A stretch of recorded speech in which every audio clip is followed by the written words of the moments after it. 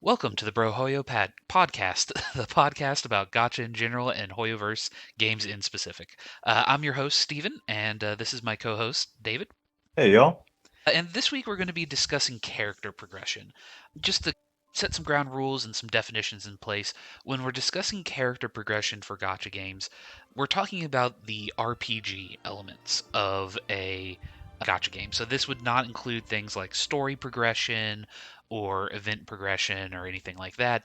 This is strictly limited to the characters themselves growing in power over time. This could be the leveling system, this could be the a talent system or a skill system and how those function. We might touch on things like relics, gear, etc., but that's more on the periphery of progression. We want to focus more on core progression, at least at first. David, when talking about gacha character progression, what sort of systems have you seen both in Hoyoverse games and just out in the wild? Yeah, so there's a plethora of different growth systems in terms of the character progressions in the Gacha. So to start with, one that's going to be familiar with a lot of folks that are listening that play the game, with Hoyoverse games, we have that character leveling system, and then the ascension. So like basically once you get to whatever level 20, that'll be your first ascension. You require some basic mats, and then I'll extend the level cap to 30, and then you get higher level mats for that, and then so on and so forth up to the current cap, and Star Rail much the same. And then with that, something you said in the introduction reminded me too about progression is they do lock world levels behind progression of the story and your account level, which if you don't raise your account level and the world level, then you don't get access to those higher level mats to ultimately extend them to their highest level cap, these being the characters themselves. So it's just a little nugget that you reminded me of there, which we'll dive into more about thoughts on that. Now, besides from the character level progression itself, then like we talked about, you have your talents or your traces in Honkai Star Rail, which are basically your skills. So leveling up your skills, which requires running different dungeons for those skill materials, leveling those up with those materials, as well as any Mora or credits for Star Rail. And then, yeah, you did touch on the weapon or the skill level, or the gear level ups as well, which again, we're not really getting into it, but worth noting, on top of gear, there's also the weapon level progression, which is very similar to the characters, just normal level progression in that regards. Which, for Honkai, Star Rail, and Genshin Impact, it can be a little frustrating, I think, when you go to pull a character off a banner. You've been waiting for the banner to come out, and they've been teasing a character for 2 weeks, 3 weeks, a month, whatever it is. Or maybe you have some very vivid dreams, and so you've been thinking about it for longer than that. And then when you get the character out of the box, they're not ready to go, right? It's the shiny new toy that you can't play with quite yet, even though you know you have it. It's like that Christmas present that you know your parents got you for Christmas or something like that, and you just can't play with it yet, but you want to. Yeah, Um, it's the batteries for the race car that you got, or the Game Boy, right. or whatever. It's like, oh, I got to find this second present with batteries in it to actually play with the toy. But anyway, so it's a lot like that. So it can be a little bit frustrating, and I think this can ultimately into a bigger conversation about why maybe having some of those vivid dreams are good or not. But that's a discussion for a different day, I think. But in terms of the actual progression, I mean, you can, even without vivid dreams, you can still maybe guess or speculate on what type of items they're going to need in terms of those ascension materials. So you can pre-farm as much as you can a little bit if you know a given character's path if you're playing in Star Rail, or a given character's element if you're playing in Genshin. But there are still some things you maybe can't necessarily pre-farm for because the material doesn't exist, because it's going to be in the new content that comes out with that patch.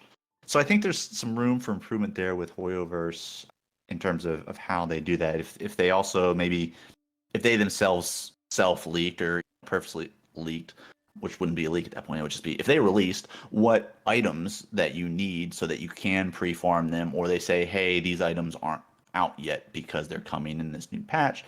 I think that would at least be a step toward, in good faith, towards, I think, improving that situation. But again, that's just kind of Genshin and Honkai specifically with Hoyoverse. Other Gacha games, they can have very straightforward leveling paths in terms of there's no cap until the max level, and you just use all your experience you can, or you accrue experience through battles.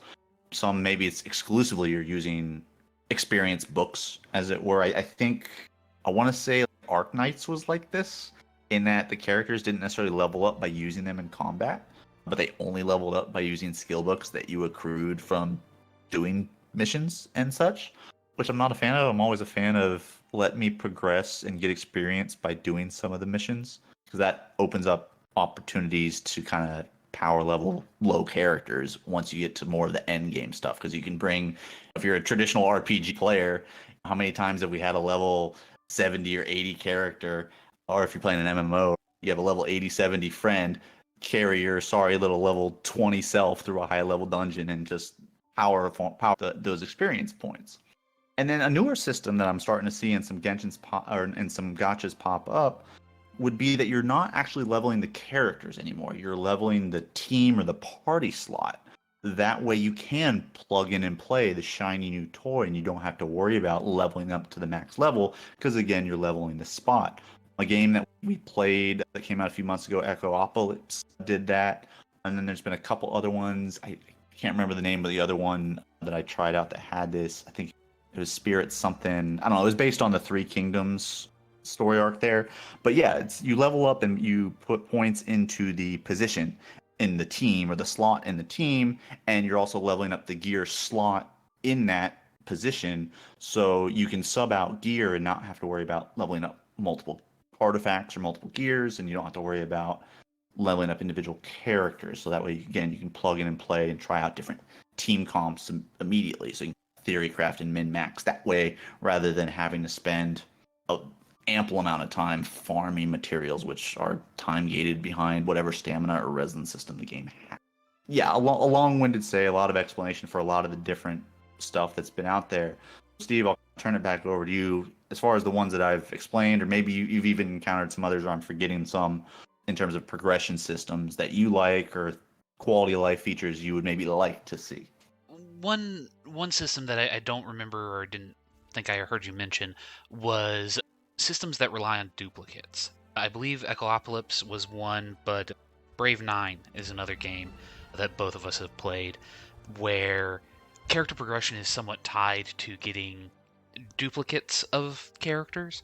This way you Mm-hmm. can level up their skills. I believe Brave 9 has implemented a skill book item character type that you Correct. can use for that purpose, but previously you had to get duplicates in order to level up a skill. And systems that use those. Now, a, that system, that type of duplicate system, has, at least in my experience, seems to have fallen for the most part out of favor. I'm not going to say it's completely gone. Again, Echoapolis was a fairly recent release that uses that system, but it seems like the general trend has become away from requiring duplicates in order to fully unlock the abilities of your characters. Having said that, you could also point to the Eidolon slash constellation system that Genshin has and say, there's a dupe system right there. I don't count that quite the same way. Yeah, not really apples exact, but I get what you're saying. Yeah. Yeah, at least in I guess the key feature that I want to bring up here is that the Eidolon slash constellation system that Hoyoverse uses are typically either ease of play fixes, or I don't want to say fixes, things that make a character easier to play, or they are straight power boosts, but the difficulty of the content relative to the characters that you get out of the box in 99% of the cases does not require that you need to unlock any of these. Mm. Whereas in, I would say, Brave 9 and in Echoapolis, it really did seem like the power curve was such that it was expected that you would need to hit multiple characters. The other kind of caveat here is Nikke technically has a system like that where you had to get multiples in order to hit certain breakpoints for leveling your characters. So if you wanted to break that 160 barrier, you needed 4 characters that you had 3 starred, I believe was the number. Yeah. So Um, you would need ultimately 4 copies because the original, and then yeah, the 3 dupes. Yes, sir. yeah, there's that system in place.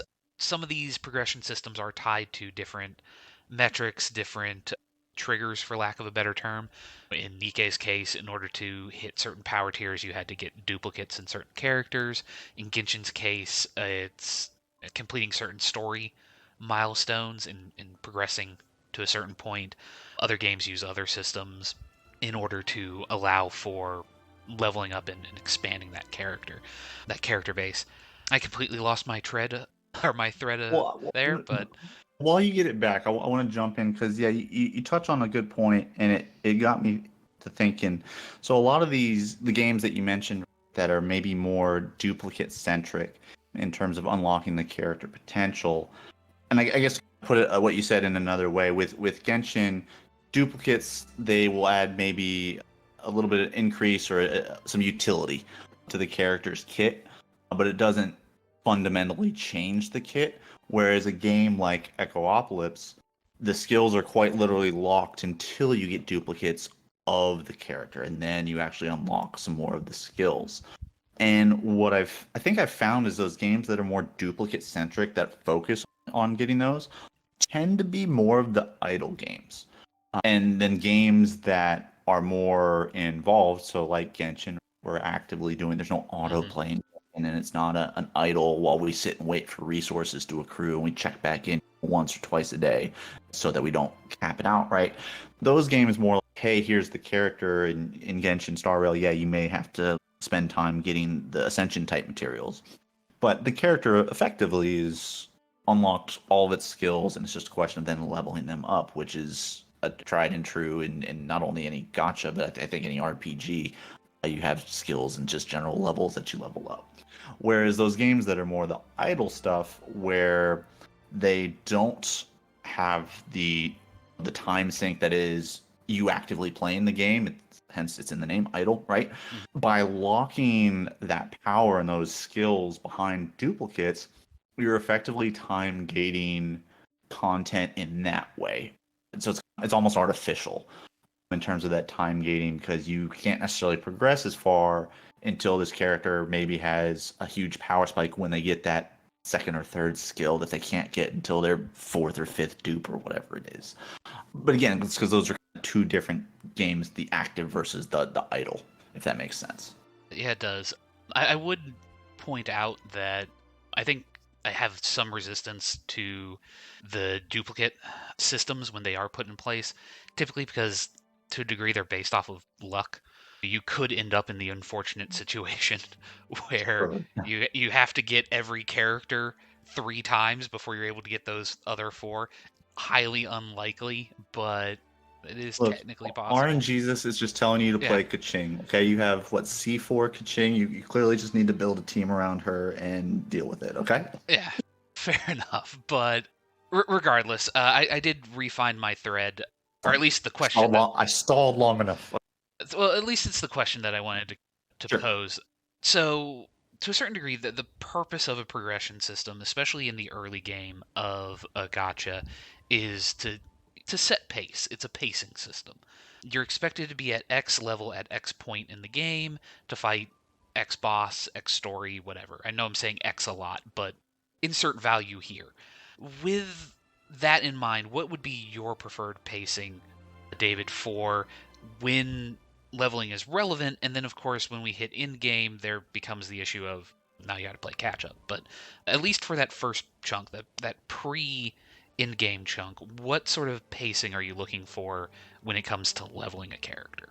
Yeah, so I'm glad you brought this up because we kind of alluded to I alluded to it a little bit earlier in referencing the adventurer or traveler level and the world level and then the actual character level. Or we see limits put on not just in gacha games but to expand out to just RPGs in general. Recently, what Baldur's Gate 3 within the last year came out, and if you play through that game and you're early in Act 1, you can't level up beyond level 4 or 5, I think, before you leave Act 1. So you're capped there. Whereas in another game I just recently finished up was Tales of Arise, where there's no cap to your experience at any point in the game. You're always constantly gaining experience, Hmm. and finish the main story maybe in the levels 50s to 60s, and then there's the after the main story stuff that unlocks, in which case you're ultimately going to the level cap of level 100, and you're doing the post game content, the secret bosses or the hidden side quests or the extra trials or whatever have you. So in terms of character and game progression, I don't like to be limited or capped off artificially. The Baldur's Gate thing, phenomenal game by the way. If for any that likes RPGs and story choices, changing outcomes of things, highly recommend trying that out if you haven't already.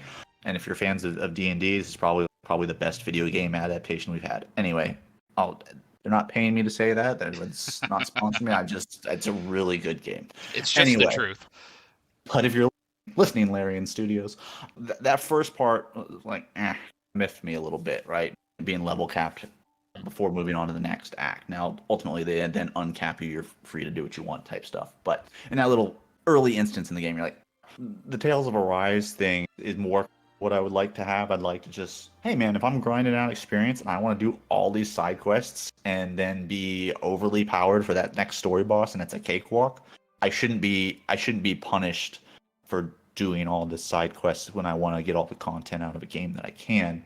And and then with Genshin, I vividly remember this. There were some annoying points when I couldn't progress the story point until my adventurer level was a certain level, but I'd Hmm. already done all of the world quests and all the story quests, and so it's literally then I'm again artificially time gated because the only way then to get traveler experience is to do resin burning things, so bosses or domains, which you only have a finite amount of resin until you either have to use primo gems to refill it or condensed resin that you get from whatever for whatever reasons and events, but you're artificially capped in that regards in a different way, which I found to be annoying. But once you're through that gate, then Genshin lets you go do what you want to do, and there's no limit.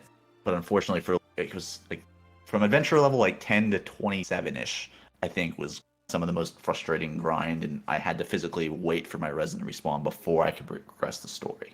Can confirm. I remember that was probably the worst part of Genshin's early story Yeah, I'm like I'm ready for the next was quest. Traveler level must be level 27, or I was like, I got nothing. That's yeah. 3 levels away. It's not even like I'm one away. I was 3 levels away. I also vividly remember the night that Honkai Star Rail came out, and both of us stayed up until like 3 or 4 in the morning playing it.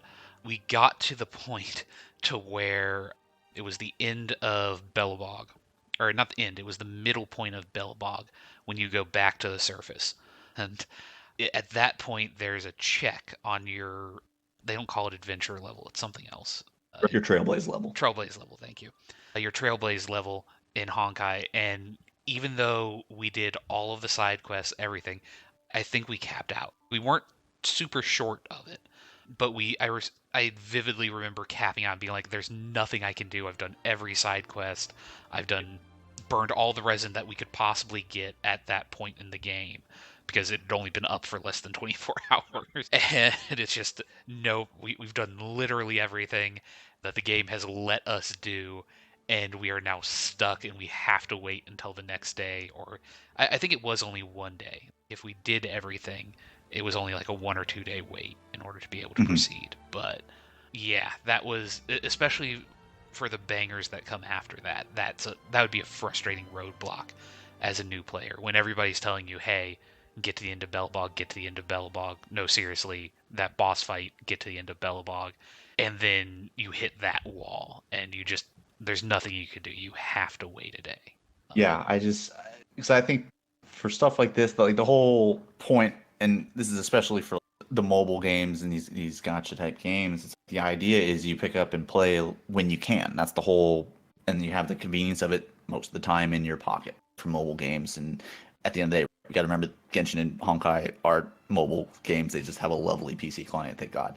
But Okay. For a lot of folks, playing on the phone when they can is what's available, and you shouldn't artificially block them from progressing if just that's when they have time. Like they should be able to move forward, and you want to uncap that and let them enjoy it at their pace. For some, that's man, I got to be the first one to clear this. Others, it's whatever, I'll get to it type thing, and neither one's wrong. It's like I said, it's each one whatever fits their lifestyle and their enjoyment, but you don't artificially put a roadblock there to me. I've accidentally gotten us a little bit off track, so I'm going to weave us back into it. Let's talk about end game. We've completed the early section of the Gotcha game. You are now at the point where your max, all of your most of your characters are max level, or at least max level is available to you. You can get the highest level equipment, highest level talent books, what have you. The you have carte blanche at this point. You have just Mhm. rolled a new character. What now? What are your feelings, David, on leveling post game at the end game? Yeah, it goes a little bit back to I mentioned earlier about being able to pre-farm for a character based off of what information is available to the public. I think what I'd like to see, at least from the Hoyoverse perspective, because they do a good job of kind of now letting us see what characters are coming and giving us an idea of what their element's going to be or what their path is going to be. And so we can kind of have an idea of what maybe materials they're going to need so we can pre-farm, but we don't actually know until it's out or shortly close to. And so then we have to rely on Vivid Dreams, or we just have to wait for them to come out and then hope we can farm a lot. Because I think, probably look it up, but the amount of materials that you need to fully level somebody, and I'm not even going to get into the light cone or the weapon, because Mm-hmm. that's you have to farm for those two if you get, say, a character's signature weapon. That's a whole nother thing you have to look at. Or if there's a weapon or light cone that, for whatever reason, you haven't leveled up, that is the best free to play option for this character. So I'm not even going to get into that because that's a whole that adds even more time, right? Mm-hmm. Because all these materials are ultimately going to be locked behind how much resin do you have stored up, how much of the condensed resin do you have, or how many primo gems are you willing to spend refreshing your resin. But as a free to play player, you're typically saving your primos for the pulling of the character in the light cone, right? So in terms of what we like to see, I think having the ability to pre-farm and just getting that information from Hoyoverse would be nice. Until then, we have to maybe continue relying on vivid dreams that people have, because the amount of materials you need, I think it's a healthy amount of the purple and blue stuffs. Yeah, I don't have the exact number of books that you would need. I think it's around 250 for both Honkai and Genshin if you want to get to max. Right. It's an Yeah. If exponential you want to get, curve. yeah. So, And when you get maybe, let's say, you get 7 greens per run, which then ultimately translate into 2 blues, right? Because every three equates to one of the tier above it. And then sorry, you get you're talking about talent materials or XP books? this would be essentially this would be the essential materials. XP Okay. books themselves, that's it's a lot, but I'm speaking more to the materials right Okay. now. I apologize for the Because material. the Sorry. books themselves, yeah, the books themselves are. I'll be honest. When you're at the end game, which is this hypothetical with the question that you've Hmm. thrown at, when we're at the end game, all our characters are mostly max. I have a plethora of experience books to actually level the characters. My snag always tends to be the actual ascension materials. Okay. Sorry, I misunderstood. In that case, My apologies. typically, no, that's my fault. For Genshin, I believe it's around, for both Genshin and Honkai, I believe it's around 150 to 100 and something of the Hmm. top level. It's then usually about 90 to 100 of the mid level, and there's 9 of Yeah, first green level. tier stuff. Of Yeah, the easiest one that means nothing. and like I said, when you get 7 of the green per run, let's say you get maybe 5, 6 of the blue ones, and you're not even guaranteed to get a purple one, which is the higher tier that you need the most of ultimately. That adds up to a lot of resin, Yeah. or a lot of energy or fuel, excuse me, in Star Rails. So being able to pre-farm those materials, I think, would help out a lot. But yeah, as far as the experience book side of it, again, that's not really, I got a plethora of both those for weapons and for character leveling materials. But it's the ascension materials that are ultimately the snag in terms of Star Rail Mhm. and Genshin's characters. And So I'd like to see some tweaks or some assistance there. If they could just give us more of a hint as far as what materials we can pre-farm, I think that would save a lot of time, so we can ultimately play with our shiny new toy sooner. But what about yourself, Steve? What are you feeling about endgame leveling up? Are you in a similar situation with materials, or what's your scoop? I tend to dream very vividly in this regard for exactly that reason. I want to be able to pre-farm for characters. At the end of the day, gun to the head, I really have hit a point where I strongly feel that more games should move to a Echo Apocalypse's like slot-based system almost, or a overall level where just your characters are set to a certain level, since actually leveling the character is typically not where you're getting your power boost, as it were. It's going for those talents. It's getting the relic set. It's getting the item Farming for players. artifacts is a whole nother thing. That's Yeah, a with whole that nother thing. Yeah. RNG. But yeah, yeah, So that's a good point. I would almost prefer if they set it up so I'm looking at Nikkei in this case, where they have the level sync, so you only need to really level 4 characters, and then that can get synced out to functionally your entire roster. You do have to do talents or skills on a character by character basis, but I'm okay with that. I think you could do something like with it's the chipset thing where it's like per manufacturer and per role. You can give them boosts that way. You could tie talents to that, but again, that's not necessary. Regardless, I do feel that some of the overhead could be removed, and especially with things like relics and these other paths that you need to go down to optimize characters and so forth, you could create a system that's a little bit kinder at end game while keeping the early game through story mode, what have you, that pacing in place Hmm. and not damaging that process, but making it so that at end game you're not having to sit around and worry about, okay, I've just pulled 2 characters in a row and I'm now completely gassed on XP books. Spending resin Yeah. on XP books, I don't want to say isn't fun. There are people out there who probably enjoy it. I'm not going to whatever, but it feels bad because you know you're doing something horribly inefficient with that when you could be gambling at the casino or the artifact casino. You could be getting the talent materials that, yeah, they come in random numbers, but at least they're guaranteed. You could be getting ascension materials, which, again, those are guaranteed, but again, even those I'm a little bit questionable on. They're an excuse to fight bosses in Hoyoverse games, but you could easily move that aspect over into the talent section.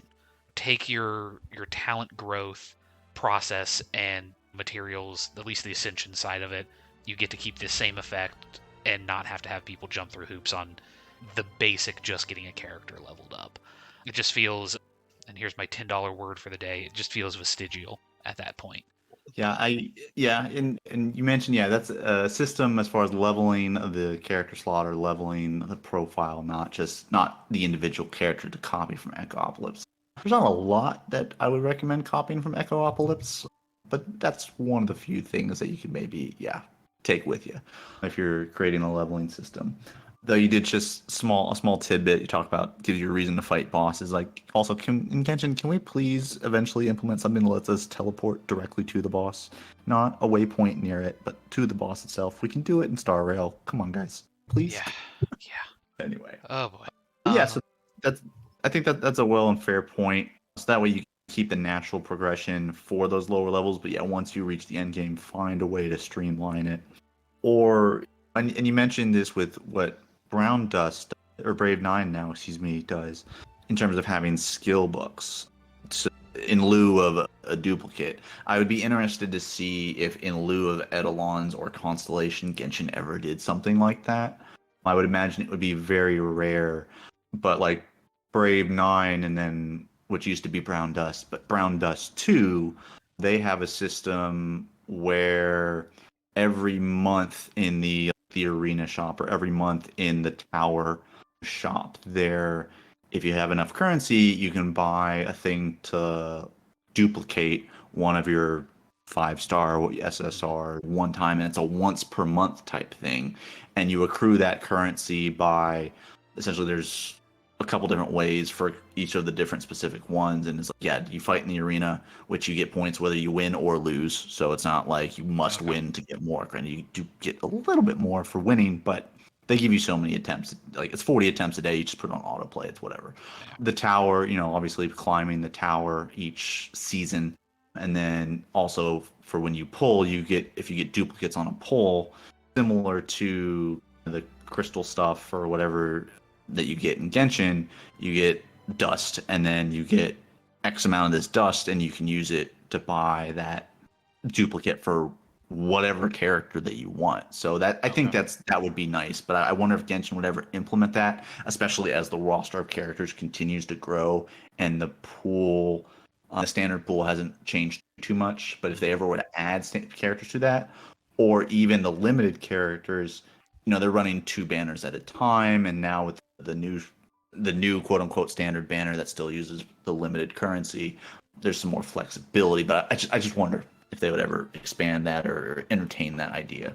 Yeah, I would love that as a ease of use, quality of life improvement.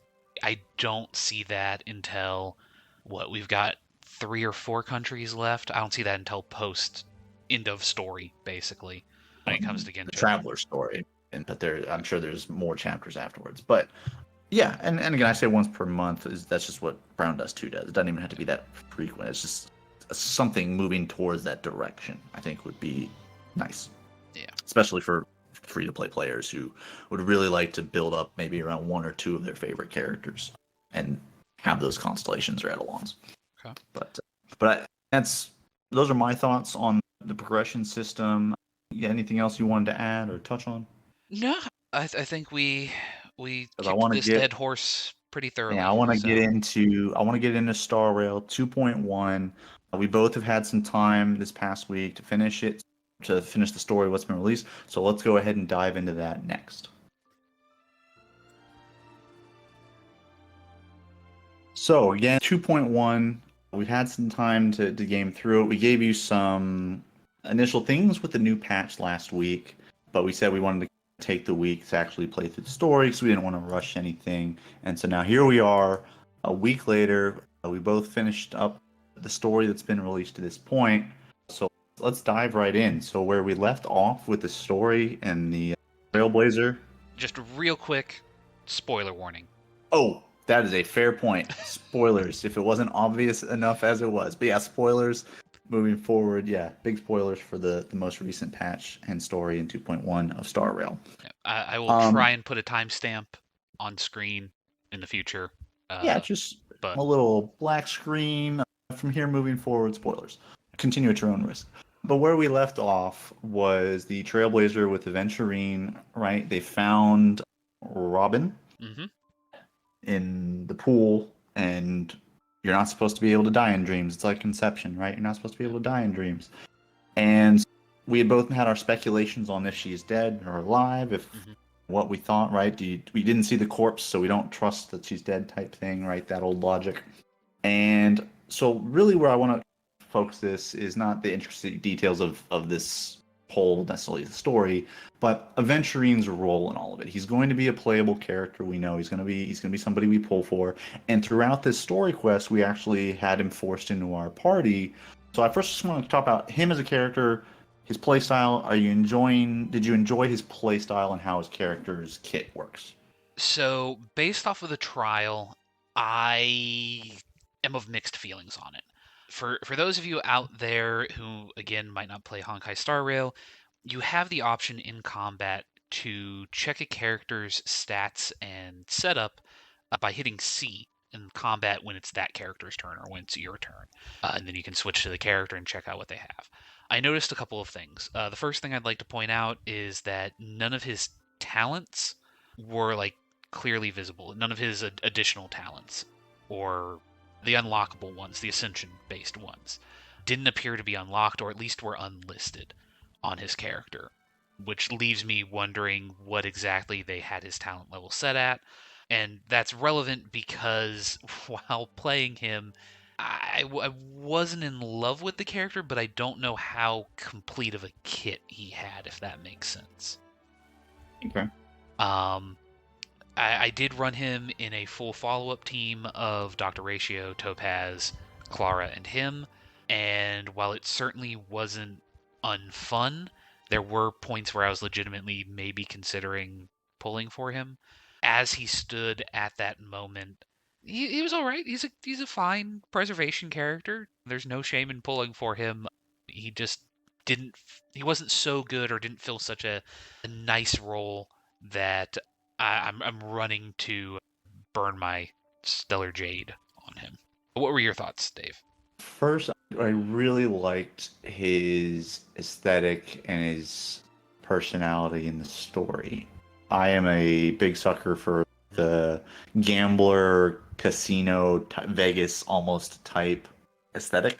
And so I really liked how they worked that in with the coins dropping when he does his follow-up attack or his ultimate having the character in the roulette circle, and then even his ultimate ultimately being a gamble, right, depending on where the die lands. Mm-hmm. So when they forced him into your party, I it took me a long time relative to how long the story was to remember they're automatically slotting him in the first spot, which is annoying because that's where my Kafka is. And so for a few fights, more than was necessary, I was I was doing basically negative damage because it was him, Fu Xuan, so two sustains that don't do too much damage, right? Mm-hmm. And then Black Swan and Gunaifin, who throw dots, which enable Kafka, but she wasn't in the team. So I was waiting. Yeah, it was not Yeah. a fun first few couple fights. But once I swapped out Fu Xuan and put Kafka back in, it was all well and good and fine. Massive shields, getting massive shields from him. But yeah, I did like the character. Like you, I tried to look at the kit to see more of it, and yeah, when you open up your character screen, you go to click on it, where because it says trial, and you go to click on him, you can't pull up the character details. It makes me think that they don't want to show you the full kit purely because they're still maybe balancing out or working out numbers. That's what that makes me think, because they haven't really honed in on what his final numbers are actually going to be, and if they had allowed you to see that, then they would have had to stick to those, and then God forbid they have to make any changes and people feel like they get cheated if the numbers get nerfed, or feel like they saw the numbers, weren't impressed, skipped them, and then find out, oh no, the actual numbers were buffed. Then there's that spectrum of the rage, right? So I'm gonna disagree on here. I'm sorry. I'm gonna interject real quick. I'm gonna disagree with you there because he's already would have been out of beta at this point. I think his numbers are already fairly locked in. I feel like the reason why we're not seeing anything is because they don't want theory crafters and so forth to go in, math out the character, and people to basically already have a meta opinion on him just from there. and I feel like that's why they're locking it down, especially when there's another that's a fair character point. that's already on the banner. Yeah, But that's a fair point. sorry, didn't mean to. No, you're good. Yeah. That's a fair point. That's why I said I think that it could be part of it. It's again, I'm just theorizing. I don't actually know why they don't do it. I think that could be a possibility because that is, I think, realistic with the player base that could feel cheated or screwed over one way or the other. But you bring up a valid point as well. Is yeah, they don't want they want to build the hype for the character, and they don't want it to get bogged down in the theory crafters. Granted, I think with recently, and I think we touched on this last week because it's relatively new, is the content creator portal, and we're getting away from the story a little bit here, but it's relevant since you brought it up. Is that character creator portal gives certain content creators access to the characters and can actually publish videos. I think it was like 2 weeks before the character comes out. So somebody like Braxophone Mhm. has access to it, and there are a couple others I can't remember right now where they've seen the character, and but I think even in those they have a disclaimer that says things are subject to change Yeah. potentially. I, so that's what got me on the it's not finalized theory. But anyway, back to the main storyline, right? Mhm. I enjoyed his playstyle.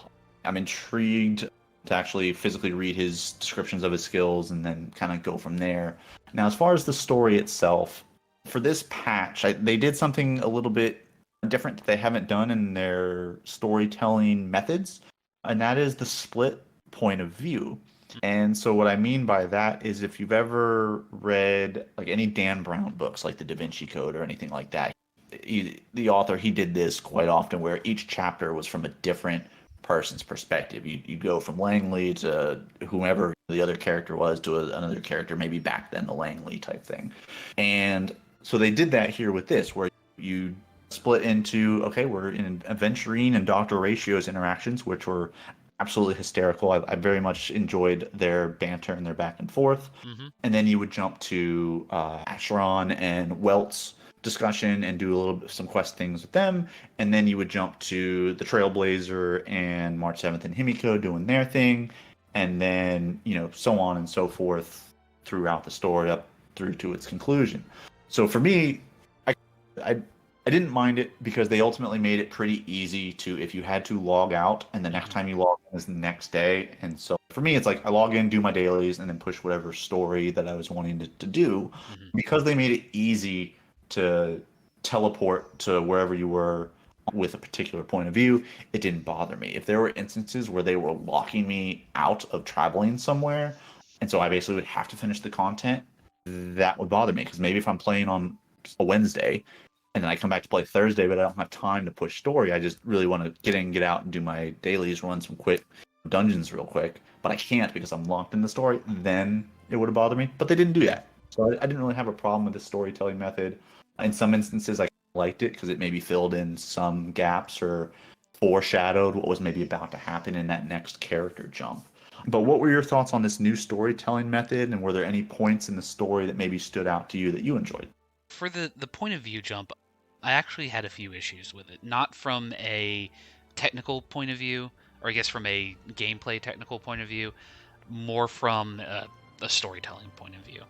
The first thing that kind of annoyed me about it, or made me question it, is looking at Genshin for the.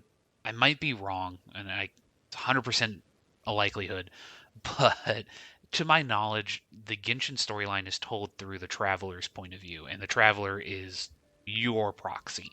So you're experiencing the story as the Traveler, which means that whenever information comes to you, it's through the Traveler, it's from that viewpoint. With this POV switch, it means that there were a lot of situations where you're aware of something that I feel like you shouldn't have been aware of, or and I guess now I'm going to start dropping some hot takes here. I feel like the adventurine side of the story felt like it should have been a character quest and maybe not necessarily the main quest of this part because of how focused it was on him as a character, not necessarily on Piconi as or Picani. What I can never pronounce the as on this zone on this planet as it felt like it should have been. The other problem I ran into is with like uh, Acheron. Acheron. Acheron. I'll catch myself this time, or I'm going to try. Progress, folks. Yep. Progress. No, he's Acheron. not calling her Archon anymore. Yeah. Yeah. Yep. Go ahead. Acheron and Welt, when they're having a conversation, I felt a little lost in a lot of those situations. And part of that is I know that Welt is literally a character from Honkai Impact 3rd. I was guessing at maybe what they were referring to, but it doesn't help when both characters are sitting there dancing around a subject and they're both talking coyly past each other and you've got no idea what's going on. And I can't it didn't feel diegetic to me. It felt like the author wants to keep this reveal back, despite the fact that you have two people in the room who are talking to each other about the subject, but they're not using proper nouns to explain what the hell they're talking about.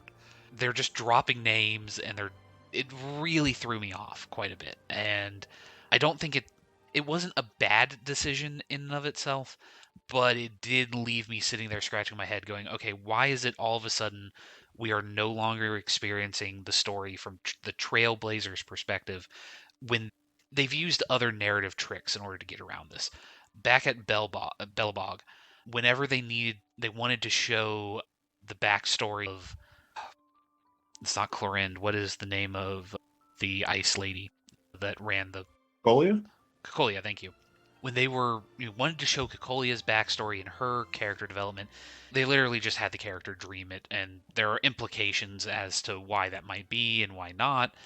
But they at least tried to make it so that the character, the traveler, would understand what's going on and be in the same position we are. And now we, the viewer, have more information than the character does, but I'm 90% certain sometimes the character is going to act as if they know what we know as the player. There's, I don't know. Yeah, Again, I, just from a I, storytelling point of view, it broke what I felt were some of the rules that they had laid down in patches prior parts. I think, and you may be can correct me on this if I'm not remembering this. I think that the extreme in which they took this to was new and different in terms of having it be like a playable portion. You're running around with Mhm. the characters in your party. But I believe there are a few instances where they do have characters interact that where the Trailblazer is not there. And I think Bronya and Seely had some interactions where the character wasn't there, but it was just a cutscene. It wasn't anything that was playable. And obviously, you never had Seely, or Brony in your party when we were running through Eurillo 4 or 6. But I don't. But they didn't do it much. To your point, they Yeah. didn't do it much. So having this type of new story way of telling the story and taking it to that, it's a playable section of the game. I can see where you're coming from in that regards. And then yeah, you get into the situation where you, the player, know what's going on, but the character maybe doesn't, and you just got to be a good D&D player and not metagame, right? Not say something that you know as a player from previous campaigns and sessions or whatever, but your character wouldn't know this type of thing, right? Yeah, and just to clarify, I don't necessarily have a problem with the reader or somebody knowing more than a character in the story, even if they're the main character. That's how you get dramatic irony. I know that. My issue is that I'm concerned that because, and this is maybe because I don't have a lot of strong faith in the technical skills of Genshin's writers, and again, that might also be in part because we're reading a translation. And anyways, all my caveats in place. I'm concerned that we're going to see our character start reacting to knowledge that we, the player, have, but that the character shouldn't outside of our control. It's just our character is going to, all of us, the traveler is going to be much nicer to adventuring than they necessarily should have and refer to things that they shouldn't know, etc., because of events that they were in no way involved in. If our And character starts bringing here, up the events that happened between him and Sunday, what? okay. So you have concern of that, not that it Yeah, happened. You're saying, but there's the concern there's the to concern. clarify, right? So I can Yes. okay, I'm not okay. saying it occurred, just that it's Yeah, because opening I a was trying to door ask. I that don't I'm think not they certain did, that but they I are. got you. Okay. No, that's fair, and to have that concern because yeah, you don't want to lose that immersion, as it were. And so I'm trying to think if they did that, but I don't think that they did. But Yeah, so we're okay for now, yeah, right? We're to my okay for knowledge, now. for now, we're still safe. Again, the other Um, caveat is I feel like they took what should have been a character mission and they made it center stage for a value that I well, am still questioning because we haven't gotten to the final bit yet. in their defense, it does, and this is the bit I want to talk about was the Mhm. final boss fight of it, because I think without that history and that background for Aventurine, you don't understand how we get to the final boss fight. Which, again, where we've put out the spoiler alert, Aventurine is the final big boss fight, Yeah. right? And you get him in typical video game memery. He's super souped up badass, but when we ultimately get to pull for him in 2 weeks, he is not going to be that character. Oh, But it was an interesting fight, and what was also, I think, interesting is they actually nerfed that boss fight. I think it came out, and like a few days later, it was patched, and they nerfed it because it was so difficult for players day one of this patch. I I'll see have it. to go look and find that. But that's I think I was reading that somewhere on Reddit or somewhere like that, which is fascinating to me if that's the case. But I wanted to get into this because to me this fight was really cool in terms of what you were doing, some of the mechanics that they did with rolling dice, and the more units you damage, the more dice you roll to ultimately get that score, and you either take damage or get your ultimate charged completely. Mm. And then ultimately, when you do finally take him down, man, can we talk about the cutscene with Acheron and him and in the darkness and in the shadow of the nihility and the dialogue, man, that was heavy, deep stuff, which I was just eating up. But what were your takeaways from the boss fight and any subsequent story? So I could see why they'd have to nerf it. Part of it being, and I guess just to briefly explain the mechanic, every other turn I feel like he would summon dice and then you'd have to hit the dice and that would give you a random number. As somebody who's running characters with blasts, it was okay. I was able to, for the most part, get through that fairly easily because each attack gives you 3 rolls on the dice, so you're fairly likely to beat the later numbers of 8 or 9 is what he was generating. You're rolling 3, I think it was d6s, something around there, in order to generate those numbers. And so I was able to scrape by with the skin of my teeth. I could see certain teams are really having trouble with it, especially if they're slower or so forth. Probably did need a tweaking there. It was amazing. It was the return of Child's, what are they called? Not deceptions. The delusions? Delusions, thank you. I was getting some hard delusions vibes off of Adventurine and his stone and everything there. That was, I felt that was a cheeky little, I liked that. As far as the discussion afterwards, I was not as interested in the conversation as you were. I don't think that it was, again, anything inherently bad. I was just trying to. I think my biggest issue with this portion of the story is that I was having trouble parsing a lot of the information they were dropping because they were just dropping it with no additional context, no additional explanation. And we can get into the watchmaker and a bunch of other stuff later. I know you have bullet points that we want to go over, but at least for this portion of it, I was just trying to parse exactly like the details of what was Adventurine's plan and how did he expect any of this was going to work. I at least got that information, but a lot of the more poetic side stuff was really just frustrating me because it was just obscuring information that I'm going like, look, I just need you to sit down and tell me in very clear terms what the hell you were trying to achieve here and what is the expected outcome.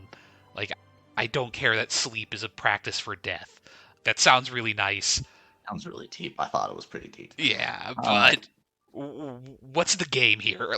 Please stop with this poetic license and just talk so like my people. takeaway, my takeaway from Aventurine and what his ultimate goal was, he's wanting to, I think, expose the family, and that this dreamscape isn't as sunshine and rainbows as they make it Hmm. out to be by showing that death can be real. Because even though Robin had died during the this leading up to this Charmony festival, where she is going to be the main performer for all this, and then its little Sparkle is posing as Robin. So it's like the family kind of covered it up so that things could carry on. And so he's like, if they covered even that up, then I have to go even bigger to expose them to the point where he was willing to gamble and risk, because that's his gimmick, is Yeah. gambling things and taking big risks, gamble and risk his own life, which I think was ultimately the point, is he was wanting to die to show that death was possible within that, and then interactions with Trailblazer and Acheron.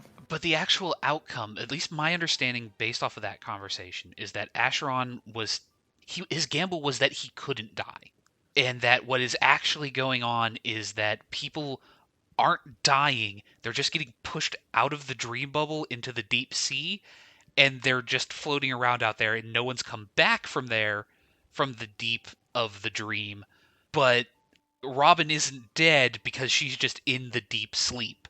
He's not going to be dead. He's just being pushed into the deep sleep, and that was his big gamble, is that he can't die. And so if his loss would be if he actually was killed, more so than if he did die, he would have been proving them right. Again, that's where I'm getting lost in the weeds here. No, to me, it was he was always willing to risk his life because I, his life is forfeit. So he wasn't I'm trying not to saying that he jump. wasn't willing to risk it, just that Right. his winning condition, the condition that he outright was going into this saying, "Hey, in order for I'm willing to gamble my life that I'm not going to die." Not that he was trying to expose the family about them high. Again, this is where all the poetic stuff started really annoying me because they talk about, oh, death is outside of it, and because they keep on putting death in quotes, they're talking about death as in the metaphorical concept of death as It's an just idea, and they're also talking about a giant squid monster that's going around killing people. The so meme I think monster. obviously there's still some stuff we haven't had revealed to us, right? That's probably Yeah. going to be in the next chapter about the family and the watchmaker and that whole dynamic. But just to read a quick excerpt Hmm. on the description of the quest. Venturine, who was long aware, and this is in reference to the family concealing a blood-curdling truth. Venturine, who was long aware of it, Hmm. crafted an intricate plan and made the decision to manipulate you all. That would be the Trailblazer group, right? Yeah. To be his executioner while he played puppeteer. Ultimately, your hand was forced, and you confronted Venturine, an ironic element in his grand scheme, excuse me. Venturine orchestrated his own martyr's death, shattering the illusion of promise made by the family that the safety of the guests is guaranteed. Also uncovered two startling truths, which is the family had intentionally concealed the dangers of the dream, and then of course Asheron's true identity, which was the emanator of nihility, but we already knew as a player she's nihility because she's pullable and in the Yeah. path of nihility. But to the discussion we were having, it's he was trying to die. Him dying doesn't prove the family's point. Him dying would prove his point and expose the family to the people so they would be jolted and shocked awake in the dream and question the family and it would bring about the downfall of the family. Yeah, I at least based off of the lines that I remember, and again, I'm not disputing what the actual quest says. I guess what I'm saying Mm. is that because of all of the layers of poetic crap that they threw on top of that in discussion, they really buried a lot of that lead for me. Because at one point they're talking about, because okay, they're talking about going into beyond the barrier, beyond and so forth. Are they talking about this in the Shakespearean sense of the undiscovered country, going beyond life into death, etc., etc., or are they talking about an actual barrier? Uh, to me, it was all meta. Like a lot of it was a metaphorical sense. They're not. To me, it's they're not literally on an island that's walled off from society. But again, more of it's like the mechanics of the dream bubble because they don't explain a lot of the mechanics of this, and they Right. seem to be playing around with this a lot of gray areas. I don't know. Like I said, I'm partially lost not because I it's a language issue of I don't 100% trust the translation because this has been a section where they will constantly refer to things and then you can see a translator note above it to try and Yeah. clarify what they're referring to. And those are constant throughout this section. And some of the times it's one where it's like, okay, what you're referring to is pretty clear based off of context. Other times I'm left sitting there going, like, okay, you just dropped a name in this subnote that I've got no idea what the hell you're like. They name drop the Sand King from Genshin in their Tazanoth or something. They name drop that guy at one point, and so now I'm going, okay, what what does this have to do with anything? And I don't know. Again, it's that main in section. I walked away with it.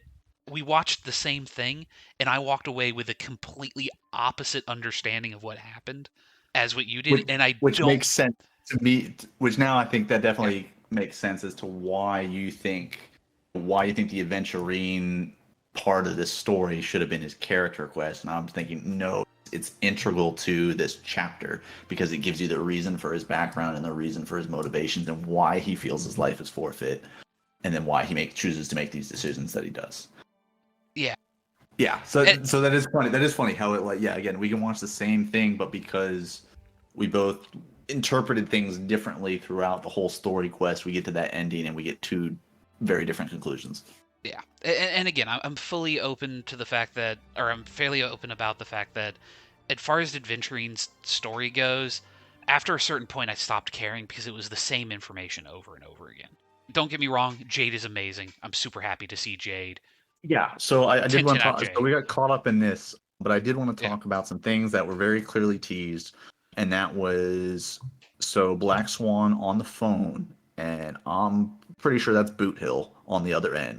There were some things that he said that was like, yeah, it seems like a Western cowboy type of guy, which is what Boot Hill's looking Mm. like from what we know of him. So there was that, and then yeah, when we were going through the cutscene and we're learning about Aventurine's background and how he joins the IPC and Jade, and we see Jade, I was like, please be a pullable. You can't. Please be a pullable character. They can't have that much detail on a character and have her not eventually be pullable. That is, as we call it, not NPC face. Yep. That is going to be a playable character, and I really hope it's relatively soon. And I want to know what she does because she's awakening things in me. I have a type, okay? Yeah. But yeah, so those are the two characters I think that were teased, or to me, those are the two characters because, like I said, I think we know Boot Hill's coming. We just don't know very much about Yeah. him. Jade, I would imagine becoming just again based off of that's not NPC face, and the fact that she is with Topaz and Aventurine, and those two are playable or about to be playable. But was there anybody else that maybe you had speculation on, or you would like to I maybe see? without going directly to the end spoiler, there are two very specific characters that I'm like, those are going to be pullable in the future. Oh, yeah, I did. Let's get into the big Yeah. spoiler, right?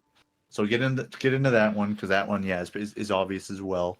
Yeah, Um, I'll drop it. for it. Sam is Firefly is Sam, and Firefly is alive in the dream. Yeah, yeah, literally the very last thing where they pan when Sam meets with the Trailblazer, and then that's revealed, and then that's how the story ends. To be continued, but yeah, she's alive, looking to be a playable character. I'm sure at some point in the future. That seems kill a character and bring her back. You're too important to not be playable. Looking at just Sam's model design, that's a playable character. Looking at Firefly's character design, that's a playable character. Now the I wasn't question is, convinced on Sam, but yeah. I was 100% on Sam looking at that model. That's I don't know. My real question is it going to be a Clara and Oh, Mr. Mr. Svarg, Svarog, yeah. yeah, Mr. Svarog exam situation Oh, she where turns into him when she ults or something like that. Yeah, yeah, good or point. That's a good he thought. shows up and does something where it's a there's two in one, or are we going to end up with an inhibitor Lune Don Hung situation where it's like now here's two versions of this character. Do you want Sam mode or do you want Firefly mode of her? I don't know. Yeah, we'll see. But yeah, so she's alive. She's back. So I can't wait to learn more in the next spot with her. And then did you say there was another character you thought or you were hoping? Yeah, I won't say hope, but there is a character, and this is one of those. I This is a 4-star character. I have zero belief that they'll end up being a headliner type character, but I believe it's Gallagher, the Bloodhound character. He has an assistant bartender that you meet at one point during the story when he's mixing up the dream drink. Yeah, so not Gallagher himself, because obviously Yeah, he is a 4-star character. yeah, But you're talking about his assistant. yeah, I want to say it's like Saigon or Shy. I cannot remember the character's name, unfortunately. I was taking very poor notes. But that character had the not NPC face type setup where I was left going like, okay, you're dressed like a female version of Sampo mixed with Serval. You've got way too much going on. You're not in just like a suit. You're in playable character clothing. You've got a haircut that is non-traditional for an NPC. You're a 4-star. Like you're not glammed up enough that you're a 5-star, but you look like a 4-star character. Yeah, it's she's not. I agree. That's really a great take. Again, she didn't necessarily have the NPC face, but she didn't have 5-star character written all over her. I think yes, Yeah. very much would be a 4-star and just come on somebody else's banner. I know exactly who you're talking about. I can't remember. Yeah, and I don't believe she appears in the notes either, which makes it even more. Yeah, but I agree. I think she's going to be a 4-star character. Yeah, I ultimately agree with you in that regards. Also, I guess really quick, Gallagher, the ending note that we got for him. Siobhan, it's spelled really weird. It's Okay, Siobhan. Siobhan. So Okay, so however you want to pronounce that. fair enough. Yeah. But anyway, you're about to say about Gallagher. No, so Gallagher, after the to be continued, there's a little extra bit that happens between Gallagher and Sunday. Yes. Now, Yeah. So what were your very thoughts on? observant purple board and that very observant purple bird. Yeah. I don't so just to clarify, make sure we both watched the same thing and didn't get completely different results. The implication being that purple bird did stabby stabby through Sunday. And here's the thing. I agree with you. The problem is that cut was so fast. I wasn't Could go either 100%. way. Yeah, like where I wasn't certain what actually happened. All I know is that you see the purple bird, shadow, and then what I'm going to refer to as white blood. I'm assuming that's blood. I'm gonna lean towards it. It was going for Sunday. I don't think it hit Yeah, Gallagher, but to be fair, we especially don't know yeah, because we especially didn't considering see it. the tone of the conversation ahead of time, because it's basically Yes. stated that Gallagher the serial killer, or he's Yeah, involved in some way.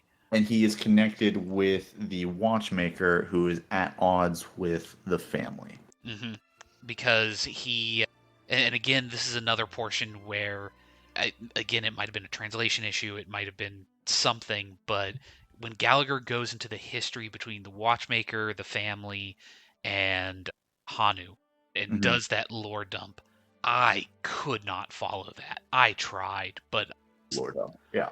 I was lost as to what exactly was going on because they kept on jumping between, like, okay, like this is what they think happened, this is what they know happened.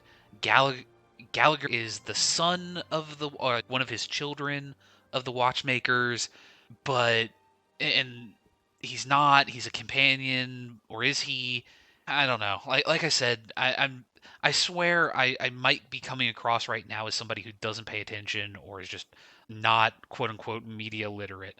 But the way this story is told at times drove me up the wall because it was it felt like it was trying to be coy with information in ways that were non-helpful. It's It was a lot. My takeaway, yeah, essentially is the watchmaker, yeah, and Gallagher had some connection, but essentially it was the watchmaker's not this high and mighty person that gets along with the family. It's actually he was like framed essentially, and he was branded a traitor by the family um at the time, right? But it's been lost in history and lore and yeah, covered up because 200, 300 years ago or whatever it was. But yeah, Gallagher basically saying, yeah, the Watchmaker's in connection with these two murders type stuff. Yeah, I'm interested, like I said, to see where it goes. I agree. There was a lot of information that was dumped in a way that maybe wasn't necessarily the most straightforward, and I think that was an intentional the decision that was made because they do want to have you along for the roller coaster ride of twists and turns, but at the same time, in doing that, you don't want to lose your audience and get too convoluted. yeah, Um, and so if they wrap, if they yeah, circle back in 2-2 and tie up some things, and I'm sure we'll be left with new plots and twists then. But that's kind of all I got for 2.1. I'm interested to see where 2.2 goes, especially with those cliffhangers in multiple senses in terms of Firefly being Sam and not being dead, the Sampo and Sunday interaction and what the deal is with that purple bird, and more on Acheron and Aventurine and how they come around. What's Aventurine's response to this essentially forced epiphany that he's going to have right from his interactions with the crew and ultimately working with us, and what that means too with the relationship with the IPC as well. yeah. And there's also I'd like to bring up there's still a lot of floating threads out there. We have Of course. the fools running around still. Sparkle, yeah. Yeah, Sparkle and them, yeah. Sparkle's still there doing something apparently. I feel that this is one of the other issues that kind of comes with Gotcha storytelling. We know Robin's a playable character. Also, and I don't want this to be glossed over, but there was an important line where they mention, "Oh, hey, when you when you actually die in the dream, you suffer from brain death and go into a coma." That is the explicit line that stuck out to me that Adventurine mentions, or it was Adventurine or Doctor Ratio brought up as an explanation of, like, if you die in the dream, this is what happens to your body. Who knows?